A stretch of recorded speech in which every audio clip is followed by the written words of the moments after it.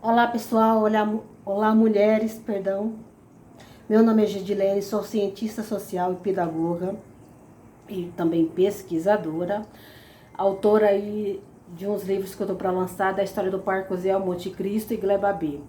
Essa área que foi invadida em 1997 em Campinas. Bom, eu coloquei dois vídeos, fotos da história do bairro, né? E vocês veem pelas imagens quando eu iniciei o estudo lá de pesquisa.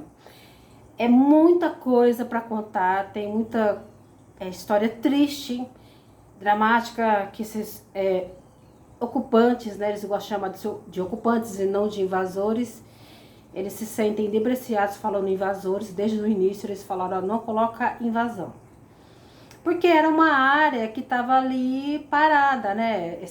Era um terreno que havia corridas de jipes e motocross. E o Gentil, vendo aquela área desocupada, teve naquele tempo uma grande inundação na cidade de Campinas.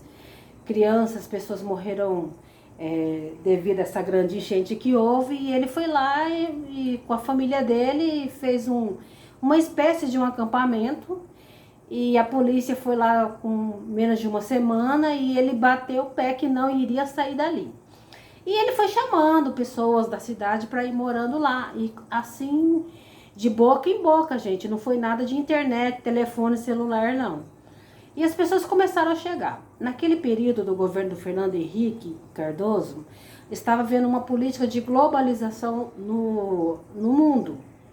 E o Brasil estava tentando se adaptar a um novo modelo econômico. Desemprego.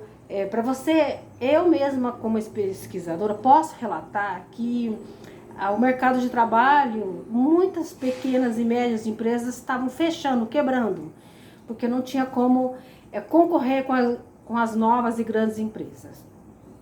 Daí as pessoas tinham que ter mais um grau de experiência. E nisso muita gente ficou desempregada, não conseguiram acompanhar, houve um desemprego muito grande nesse período também. E a mudança do nosso dinheiro real. Então eu conheci muitas pessoas, não foram só pessoas faveladas, pessoas inferiorizadas da classe C ou D que foram para lá.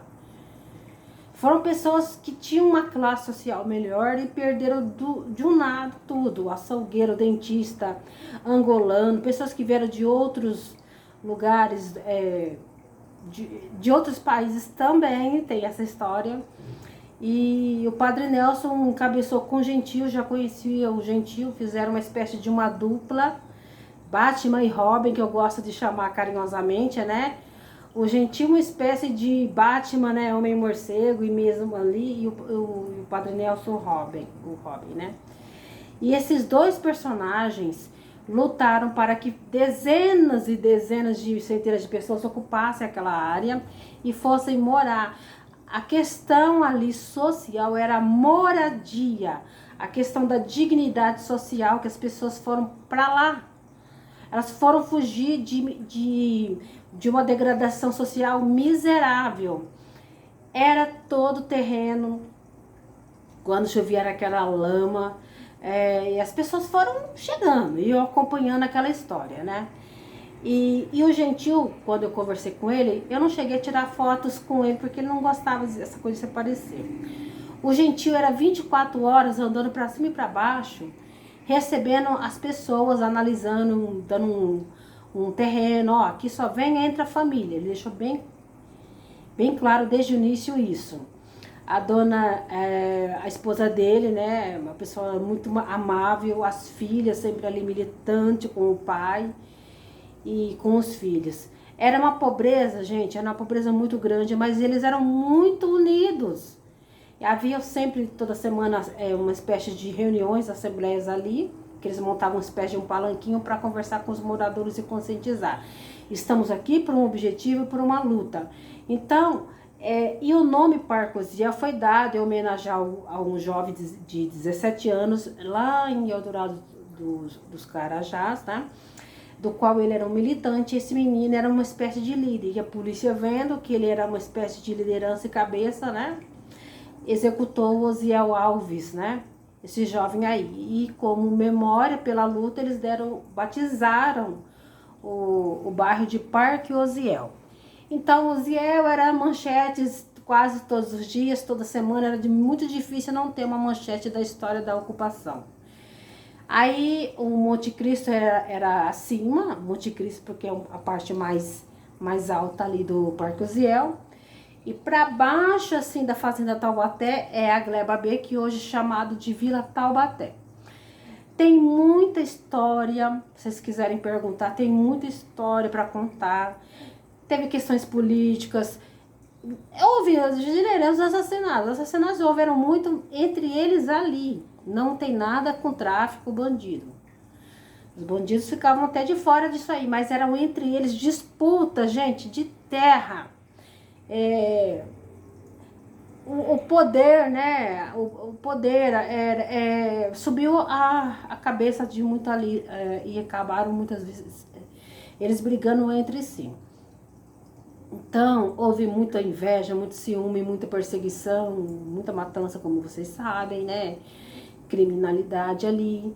Havia muitas pessoas que andavam armadas ali? Sim, havia. E em entrevistas as pessoas andavam armadas porque elas estavam dispostas a tudo. Claro que tinha sempre o receio, o medo, a tensão que os moradores sofriam de serem expulsos ali da polícia, do quartel, cercá-los, mas eles estavam dispostos a derramar sangue, a pegar o que fosse para lutar para ficar naquela área. Então, naquele momento, era um vespeiro mexer ali. Então, o vespeiro estava ali, né? A colmeia ali, e eles estavam lutando por uma coisa que era para eles. Não era para um latifúndio, não era. Então, houve muitas mortes degradante disso, né? Especulação ali entre eles e tudo mais.